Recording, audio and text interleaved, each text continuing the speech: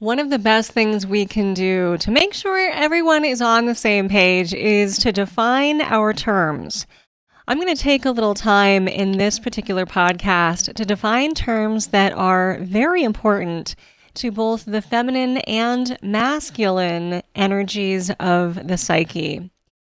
Feminine and masculine are opposite and opposing energies, and they both want different things. The masculine desires to be respected, and the feminine desires to be cherished. And somewhere in the middle of both of those things, everyone desires for their boundaries to be held. So I'll give a few working definitions today that will allow for you to not only more successfully navigate your intimate partnerships between masculine and feminine, but also, and even perhaps more importantly, the intimate partnership you have between your own internal masculine and feminine. Welcome to the Satisfied Woman Podcast. I'm your host, Alanna Kaivalya.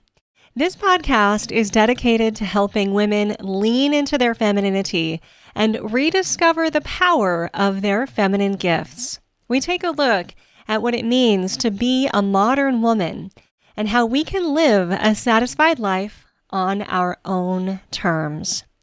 Visit the hub at thesatisfiedwoman.com. If you've enjoyed my podcast so far, and if you end up enjoying this one, I do hope that you'll go to thesatisfiedwoman.com and take a look at some of the things that I offer there. Because while this content and these concepts are powerful, the real conversation and transformation happens when we bring this work into our everyday life. So we've got to make these concepts concrete. We've got to turn the talk into transformation, and we do that over at thesatisfiedwoman.com. I've got a free 3-part reset session for you, which is a great place to start. But you're going to dive deeper when you join the Rooted membership with me, which is where we turn these conversations and concepts into practice that you can actually use in your day-to-day life. That's going to transform your energy, reduce your burnout, reduce your stress, and improve your relationships. So make sure you join me over there and see all that we've got going on. So I wrote this book, The Way of the Satisfied Woman, and I do lead this membership, and I also speak with one-on-one coaching clients. And one of the overarching themes that seems to come up is questions around these ideas of cherish and respect. So one of the biggest challenges is actually around the word respect, because we use it in a lot of different contexts.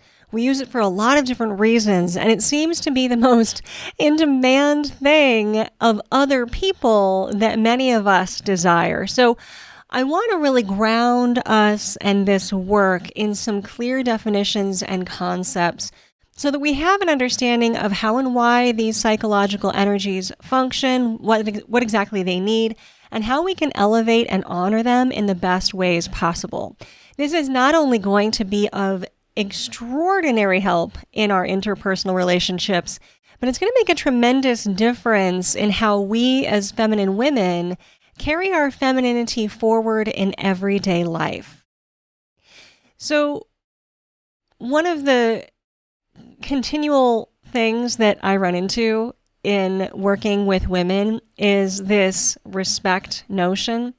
And I want to give you a bit of an example. So when women ask for respect, what they're actually often asking for is their boundaries to be honored. I hear things like, well, he doesn't respect me, or that's not respectful. And I find the challenge or the resistance even arises as I ask the key question. Okay, so the key question is the first question I'll ask anybody to determine whether that person is on the feminine or the masculine primary polarity. Now, remember, we are all very dynamic human beings. We all have masculine and feminine within us. We all have the ability to navigate one or the other. But we as individuals tend to lean toward one polarity so much more than another, or we desire to. And one of the big challenges that we have in this modern culture is its emphasis on masculine qualities. So a lot of women who would normally lean or desire to lean into the feminine polarity have, just as a coping mechanism or as a protective force, donned a lot of masculine qualities. I call it donning the mask of the masculine in order to essentially armor up for the world and to embody the things that the world says is most valuable: success, leadership, logic, reason, drive, ambition, critical thinking,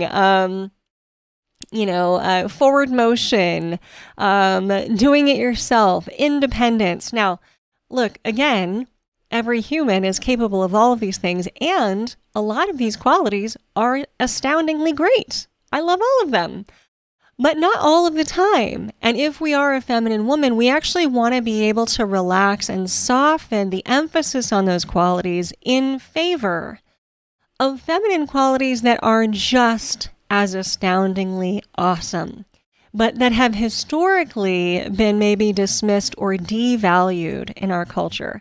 That doesn't mean they're not valuable or that they should be dismissed. It just means that we have a bit of a perception sometimes, even we as women, that they're not going to be as prized or valued, maybe in our own eyes or in the eyes of those around us. Qualities like our intuition, our emotional depth, our creativity, pleasure, joy, receptivity, abundance, magnetism, our inherent ability to wield the life force. I mean, these are pretty big, bold, and brilliant things. Our truth-telling, our truth-seeking, our inquisitive nature, the constant questioning, the ideas that come outside of the box, this rhythm and flow that is inherently feminine.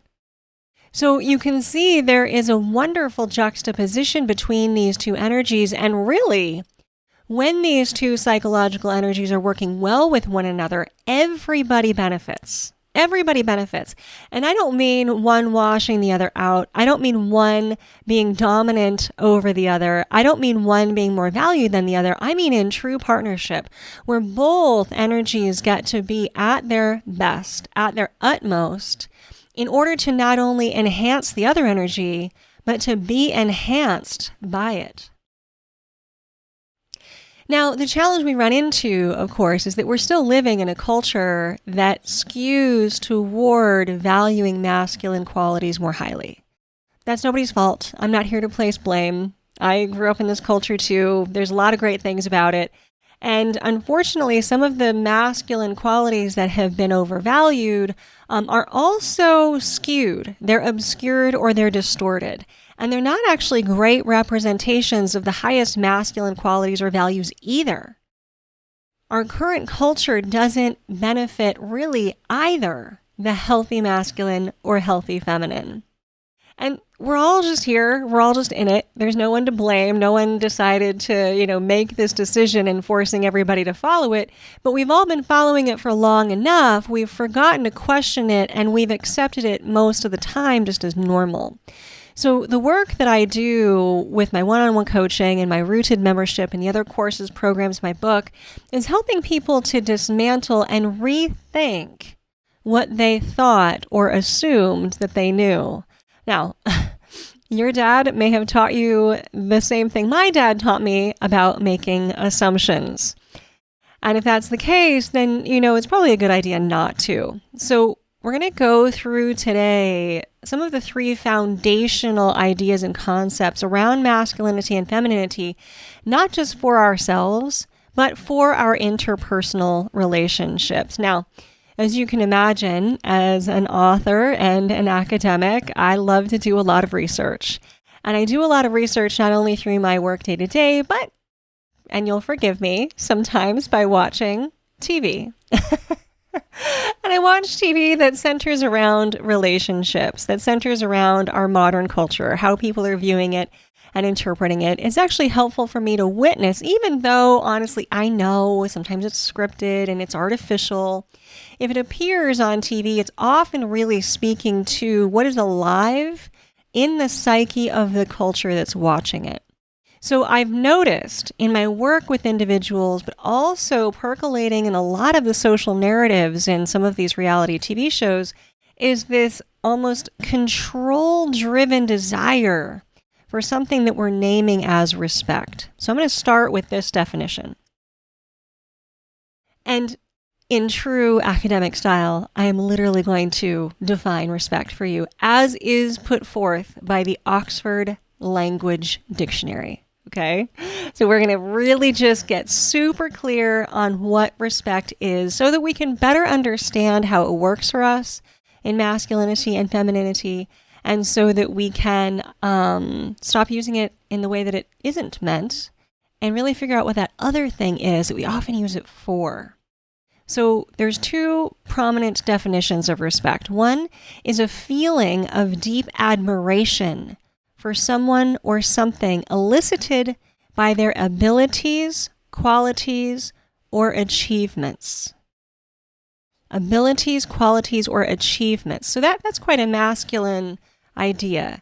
Achievements is this high achieving, successful notion that they've got it all dialed in, they've got their ducks in a row, they have this ascension energy. Anything that goes up or rises or achieves is very masculine in nature. So when we have a feeling of deep admiration for someone who's really achieved a lot, who's at the top of their game, they are respected. We respect sports stars who've worked hard to get to where they are. We respect cultural icons. We respect business members. We respect people who've done a lot of hard work to get where they are and who have extraordinary achievements and abilities. Okay, number 2, due regard for the feelings, wishes, rights, or traditions of others. Due regard for the feelings, wishes, rights, or traditions of others. So in this way, we can talk about a respect for our parents. We can talk about a respect for another human being, their right to live, their right to exist, their right to have choices. This is a very broad stroke notion that we really, as humans on this planet, have an opportunity to respect one another, our choices, and be free to live the life that we want, okay? So those are just brass tacks definitions of respect. Now, one of the ways that I'm seeing the word respect thrown out and used a lot is that he doesn't respect me or she doesn't respect me. And the little clincher here, and you might feel this or know this or have witnessed this yourself, is that when we say something like that, what we're really saying is, this person has breached a boundary. This person thinks or acts differently than I do. This person doesn't agree with me. We often hear this term, they, she, he doesn't respect me, when someone has made a decision and the other person doesn't like it. Okay, that's not disrespect. That's something else. That's a disagreement. Let's think of respect as esteem. Putting someone in, not a pedestal, because that's a dangerous place to be, but in high regard. That we have almost a sense of trust, or a sense of, we look up to them, a sense of honor for them. In that way, we respect them. So when I talk about respect in terms of masculinity specifically, and this is going to be just FYI, here is my disclaimer. There is the dictionary's definition of respect, and then there's how we'll use it in terms of these psychological energies in order to create harmony between the two, okay? So when I say things like the masculine most desires to be respected, here's what I mean. The masculine desires to be respected for amazing decisions and choices. That also means that those decisions and choices need to be respectable. And masculine decisions and choices and direction and leadership and guidance are respectable when they take into account the highest needs of those around them. And if it's in relationship, very specifically, the highest needs of the person they're in relationship with, or the relationship itself. If an individual on the masculine polarity is simply making decisions that only benefit that individual, and then they say this other person disrespects me because they don't agree, number one, that is a disagreement. And number two, that particular decision isn't respectable because it's individual, it's personal, and not for the greater good. Okay? So there's respected. Now, when I say that the feminine wants to be cherished, I experience many women saying, but wait, that feels like a submissive experience. And I don't mean, submissive has a lot of connotations too. I mean submission in terms of less than, demoralized, devalued, underneath, being stepped on or squashed, okay? So we hear this word cherish and we think in order to be cherished or cherishable, that we have to really be placid, not speak up. You know, I talk to a lot of women and we are chatty. We love to speak up, and that is a huge quality of who we are. So that's not what cherished is. To be cherished is to be honored for our superpowers as feminine women, which I always say, you've heard me say it many times in the podcast, I write about it in the book, we talk about it in the Rooted membership, that to be cherished is to be honored for your greatest superpowers, which are your intuition and your emotional depth. These are things that have for a very long time been overlooked, devalued, dismissed, degraded. We even, as feminine women, have dismissed and devalued our intuition and emotional depth. And it makes sense, okay? If you consider the cultural context, it makes sense. When logic and reason are so much more prized than intuition and emotional depth, it feels safer to prize logic and reason. When respect and leadership and decision-making are so much more prized than being cherished and honored for our emotional depth and intuition, it makes sense that we would protect ourselves by centering that as well. But what it does is reinforces the narrative, even within us, that our intuition and emotional depth are not valuable. It reinforces the notion that femininity is not nearly as good as some of the other stuff that masculinity has going on. Let's elevate them both into equal status with different qualities, different almost agendas, different emphases in life. That's fine. Differences are to be celebrated. Differentials are not. A differential values or places one above another to the detriment of the other. Okay, we don't want differentials. Differences are fine. And even within us, even within our own psyche, knowing, honoring, understanding those differences is going to be critical, especially for the woman who desires to walk the way of satisfaction, who desires to be a fully satisfied woman on all levels.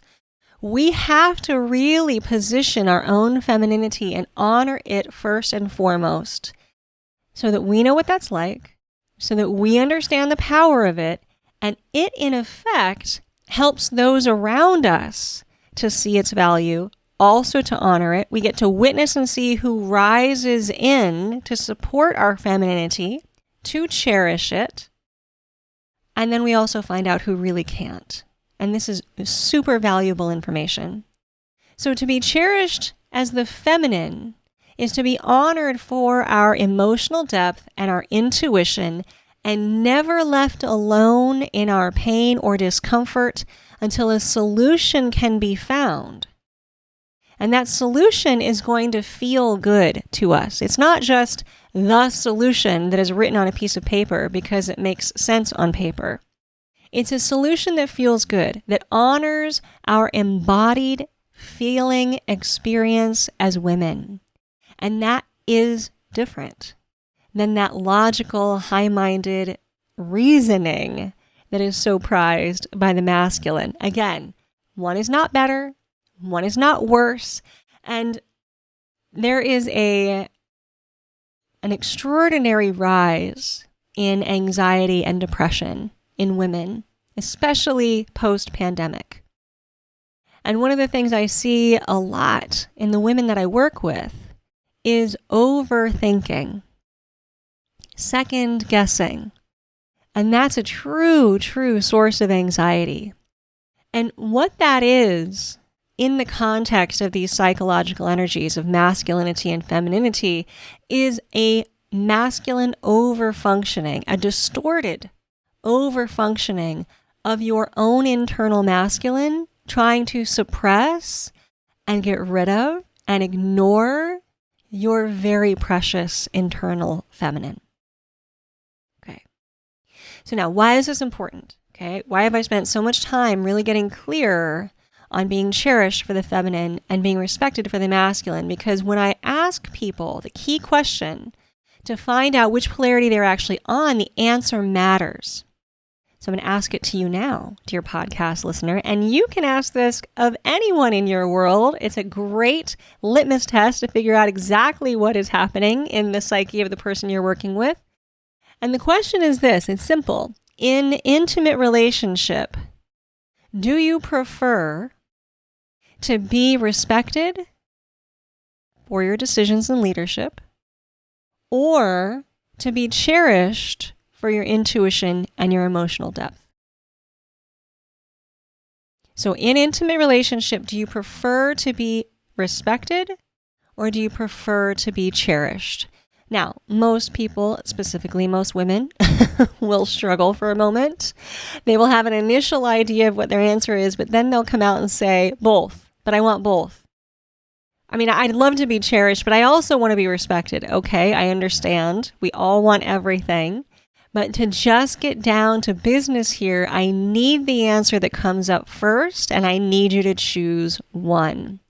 Because when you choose one, the one that really comes from inside you, that's going to tell you which polarity you most lean toward. If your first answer is, I want to be respected, then that's your choice, and it will signal that you are on the primary polarity of the masculine.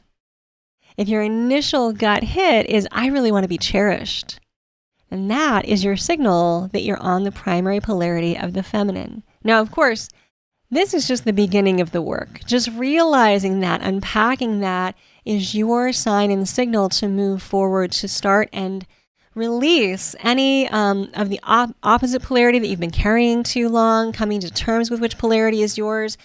But you're going to find more and more that women really struggle with this because of the emphasis of masculine qualities in the culture. And the fact that donning so much of these masculine qualities has created a perceived level of safety, that if we can be respected for our decision making, for our leadership, for our guidance, then we are safe. Because if we're just here to be cherished, there's an opportunity to be taken advantage of.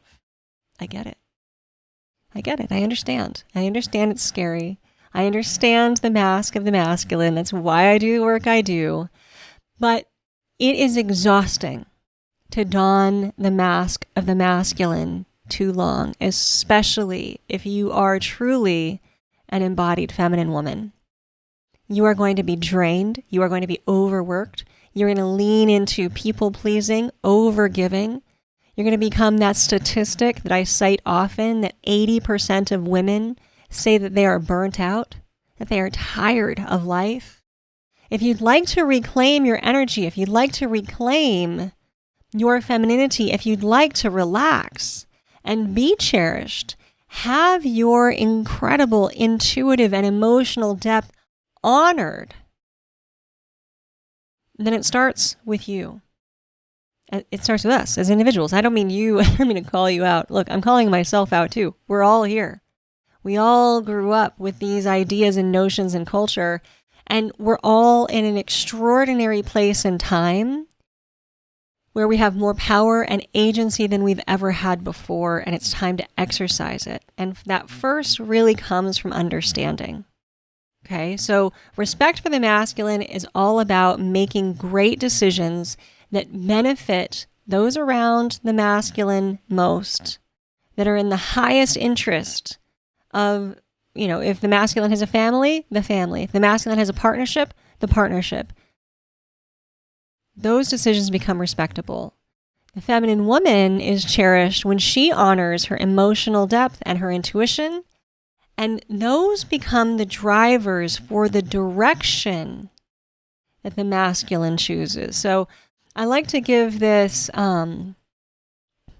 metaphor a lot. I'm a sailor. I love sailing. And in a ship, imagine the feminine is in the cockpit, holding the tiller, feeling the ocean, feeling the wind in the sails. And I actually experienced this. So this is literally how it works. Okay. So when you're in the cockpit holding the tiller, you're feeling the energy of nature. You can't force it, right? A sailboat, the whole point is that it's powered by nature. It's powered by the wind. It's powered by the waves. It's also powered by your connection to these things and that emotional, intuitive intelligence telling you it's time to tack. It's time to stay course. It's time to trim the sails. There really isn't a manual for that. There's some tips and tricks, certainly, and I took the classes. But nothing makes you a better sailor than simply being on the water and feeling the wind and paying attention, letting go of what you think you know or the desire to just go from point A to point B because sailing doesn't work that way. That's where the feminine gifts lie. The masculine gift lies at being in the prow of the ship, doing the work of trimming the sails, making sure that the ship stays on course, taking the direction from the intuition of the feminine in the cockpit and going, great, here's how we can go in this particular direction, even if it's not direct, more quickly and easefully. So let me ask you again, as a feminine woman, if you had the experience of feeling your intuition or your emotional depth, using your incredible communication and speaking up about it, and then having those who love you respond in kind, and change direction, hold course, or adjust in response to that, how would that feel? Most women can't even imagine that scenario, but once we really anchor ourselves to our emotional depth and intuition, once we know that to be the truest and best place for us as feminine women to make decisions, we follow suit, and then those around us follow suit. Okay, so how do we do that? And this is the third definition that I'm going to offer you in this podcast, because if we want respect, if we want cherishing, we need to be clear about what those are. And when we say something like, they don't respect me, and I say that, I'm emphasizing that more because I hear that more. I see that more as a value. You know, when I see people in relationships, they always talk, well, he doesn't respect me. Well, they don't respect this. They don't respect that. Nobody really says right now, I'd like this to change. Trust me. Maybe y'all and I can get on the bandwagon here. He doesn't cherish me, they didn't cherish this idea, or they didn't cherish my intuition, or I don't feel cherished. I want that to become more of a dialogue, but right now many are stuck on respect, and that's fine. So when we say something like, he doesn't respect me, she doesn't respect me, they didn't respect my decision, that's not really what respect is. Remember, respect is the high regard, the deep admiration for someone who's got abilities, achievements, rights, or traditions. The rights or traditions that they've held in esteem for a long time. So when we hear, they don't respect me, she doesn't respect me, he doesn't respect me, usually it's that they disagree. Mostly it's they've crossed a boundary. So now I want to define boundaries. And I'm really talking to the feminine woman right now, which is who this podcast is for. Boundaries are critical. And the crossing of boundaries is a violation in many regards. But what boundaries are not are a control mechanism. Boundaries are not designed to control others. They're not designed to force behavior in others. which is what I often see the clamoring for when we hear things like, he or she or they don't respect me. Well, we want them to change their behavior. We want them to do something different. We want them to finally agree with us. We want them to finally step up. Look, they will or they won't. If we create the right kind of invitation, we're going to see if they rise or if they simply can't. And that all begins with you holding your boundaries. Your boundaries are the structure for your feminine vessel to remain filled with your energy so that you are not drained, so that you do not get burnt out, so that you do not continue to overgive, or so that you do not continue to deny your own intuition and emotional depth. Okay. I brought my prop with me. For those of you watching on YouTube, you'll see I've got my favorite vessel with me here today. It's a beautiful vase. It slides from this gorgeous pink color to this blue. It's an unpredictable shape and it holds so much energy. So this is what I imagine in my mind's eye, the metaphorical vessel of femininity to look like. Now, maybe you have a different vase or shape that you want to imagine. If you'd like to borrow mine, you're more than welcome to. But this vase, this vessel doesn't work if these boundaries are not held. If there are holes in them, if this suddenly loses its shape, if it can't hold the energy, this vase is useless. The reason this vase is precious and useful, the reason this vase has value, is because of what it can contain. We are the same. We need to be able to contain and hold and value our feminine energy, and to ensure that holding our boundaries becomes critical. So one of the most basic and first things I teach the women that I work with, again, in one-on-one coaching, in my rooted membership, is our sacred no. Because the phrase of the feminine is no, the phrase of the masculine is yes. That doesn't mean we're all just naysayers as feminine women, and it doesn't mean that the masculine men are all just yes men, okay? There's some clarity and nuance here.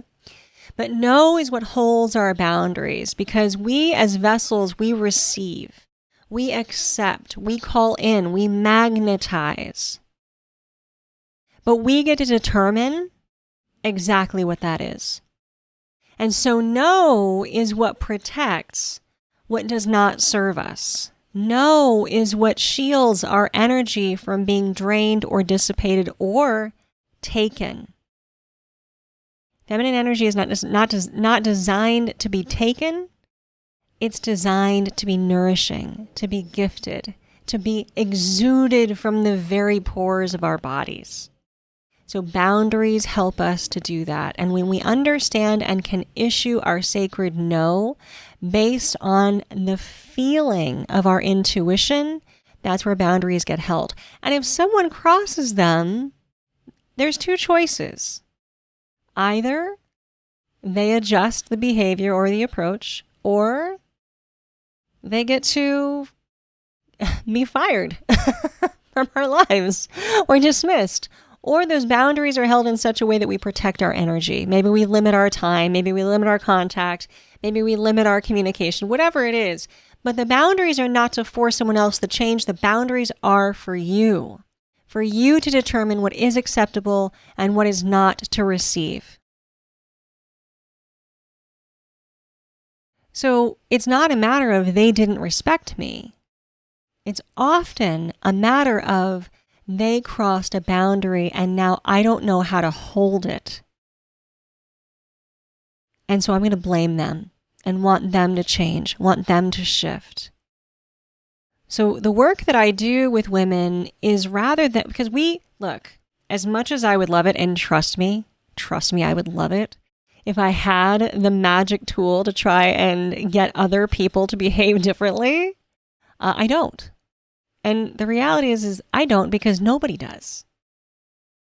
The only person we can really, really shift is ourselves. But here's where the magic lies, ladies.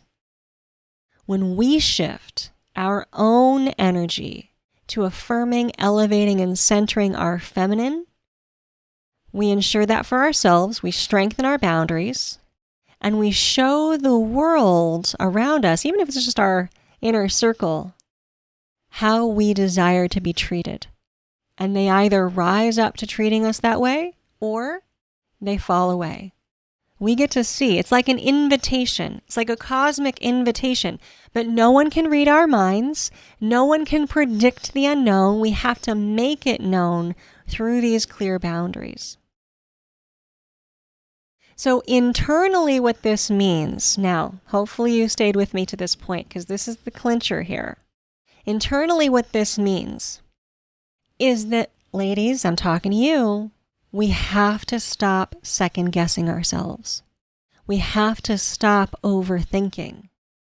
We can't go down that feminine guilt spiral of self-abandonment and say yes when we mean no because we anticipate someone else's discomfort or disappointment.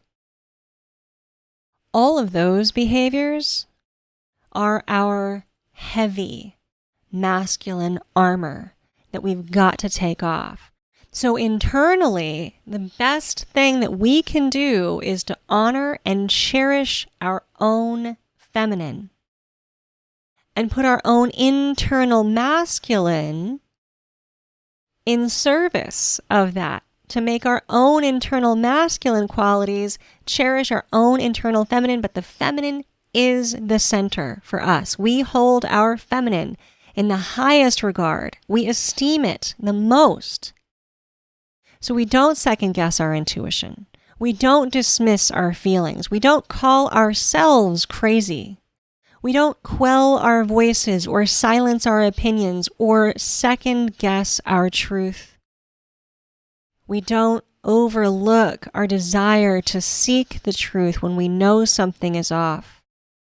When we have an intuitive hit, when we have an emotional response, that is like us as a sailor holding the tiller going, hang on a second, I think there's a wind shift here.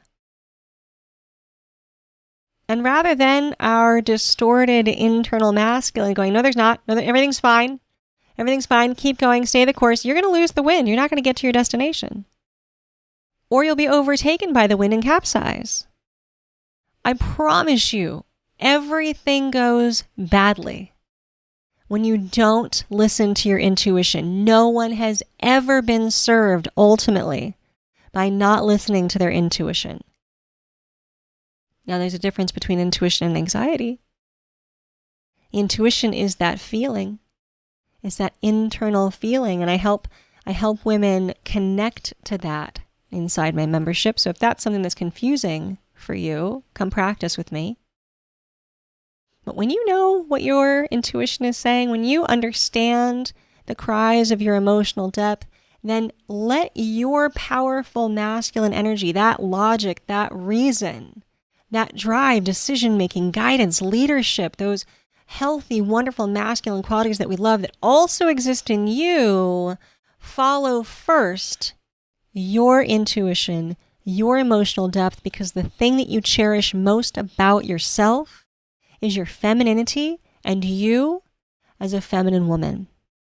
Because if you can't do it for yourself, how can we ever expect anyone else to? Now, ladies, I know that this isn't easy. Okay, I know the world we live in. I'm not sugarcoating anything, and I'm not pretending like this work isn't challenging. That's why it's critical for you to have support in this work. That's why I have the Rooted membership. I have the 3-part feminine reset session. I do one-on-one coaching because I understand we are at a flexion point as women right now. We have more power, choice, and agency than we've ever had before, but we've got to wield it in the best way possible.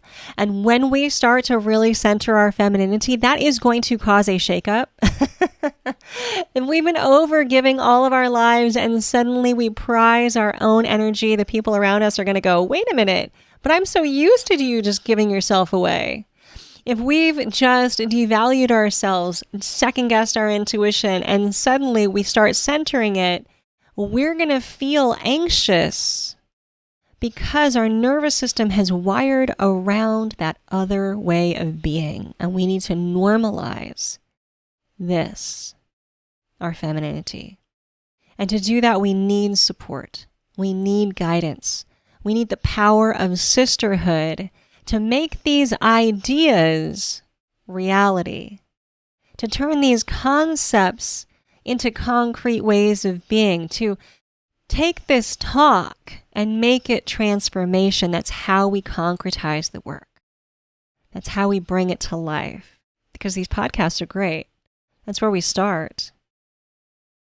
But we need to do the work. And we do it together. So if this podcast stirred something in you, remember the listening isn't the transformation, living it is. So you're welcome to book a clarity call with me. You can do that through my website. You're welcome to join the Rooted membership, but let's make this work real together. Because when you center your femininity, when I do, when we help other women do it, we make that the new normal. We release the burnout, and a woman who is fully resourced in her feminine power, she is sovereign. She is satisfied, and she gives other women around her to be the same. So thank you for listening. I'll look forward to sharing more with you on the next podcast. If you haven't, go back and listen to some of my previous ones. And if all else fails, make sure you come and join me in some way, shape, and form on thesatisfiedwoman.com. I will look forward to seeing you there.